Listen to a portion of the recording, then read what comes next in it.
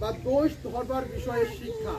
আমরা এই জগতে যখন বাস করছি তখন আমরা সব সময় আমরা চেষ্টা করি, কি চেষ্টা করি, যে একে অপরের দোষ ধরবার করি না, যে আমরা কিভাবে একজন আরেকজনের দোষ ধরতে পারি, একজন আরেকজনকে কিভাবে ক্ষতি করতে পারি, একজন আরেকজনকে কিভাবে আমরা সেই গর্তে ফেলানোর চেষ্টা করি, বা সেই চেষ্টায় আমরা করি। সামনে আমরা দেখাচ্ছি যে না, তার সাথে যে শত্রুতা বা তার সাথে যে অশান্তি আমাদের ছিল সব কিছু শেষ, কিন্তু আমরা আবার পিছনে কি করছি, তার জন্য আবার গর্ত খুঁজছি যেন সে সেই গর্তে পড়ে বা সে ক্ষতির সম্মুখীন হয়।